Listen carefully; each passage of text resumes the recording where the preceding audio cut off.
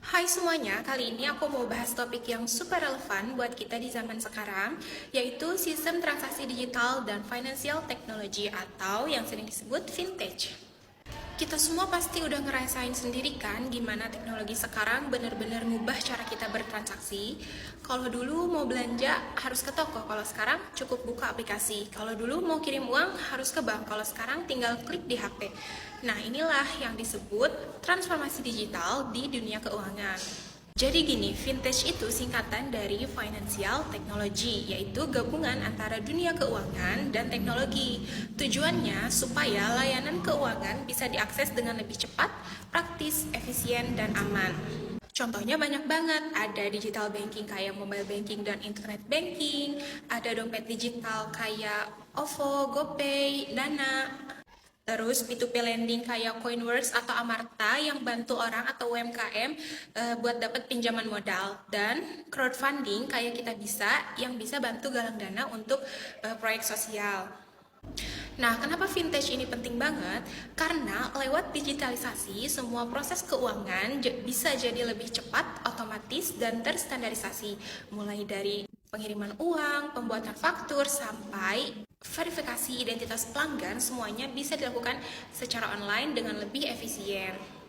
Selain itu, digitalisasi juga bikin kerjaan jadi lebih produktif. Misalnya, dengan big data atau machine learning, perusahaan bisa menganalisis pola transaksi dan bikin prediksi keuangan dengan lebih akurat.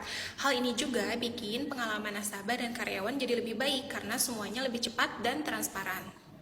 Nah, vintage sendiri itu ada beberapa jenis. Yang pertama, payment system. Ini kayak e-money, kartu debit, atau pembayaran lewat QR code. Kemudian yang kedua ada digital banking yang udah nggak perlu cabang fisik lagi, semuanya full bisa dilakukan lewat aplikasi. Yang ketiga yaitu asuransi digital yang memudahkan orang buat daftar dan klaim asuransi lewat online. Dan keempat, itu P2P lending tadi buat pinjam-meminjam uang secara digital. Dan terakhir, crowdfunding yaitu penggalangan dana dari banyak orang untuk tujuan tertentu. Tapi guys, meskipun kelihatannya canggih dan praktis, vintage ini juga punya tantangan dan risiko. Contohnya kayak kegagalan transaksi, pencurian data pribadi, sampai penyalahgunaan informasi keuangan oleh pihak yang gak bertanggung jawab. Bahkan sekarang juga banyak kejahatan cybercrime kayak SIM swap, itu kan menukar kartu SIM untuk ambil alih kode OTP seseorang. Makanya penting banget buat kita hati-hati waktu transaksi online. Jangan sembarangan klik link, jangan pakai wifi publik buat transaksi, dan pastikan platform yang kita pakai itu udah resmi dan diawasi OJK. Nah, di Indonesia sendiri, vintage ini berkembang super cepat. Pemerintah dan OJK juga udah nyiapin aturan resmi.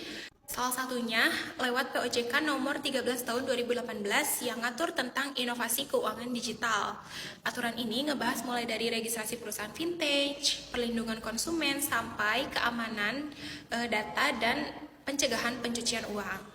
Kalau dilihat dari dampaknya, vintage ini juga punya banyak keuntungan. Mulai dari akses pinjaman yang lebih mudah, suku bunga yang lebih rendah, hingga membuka peluang bagi masyarakat yang belum punya akun bank buat ikut bertransaksi digital.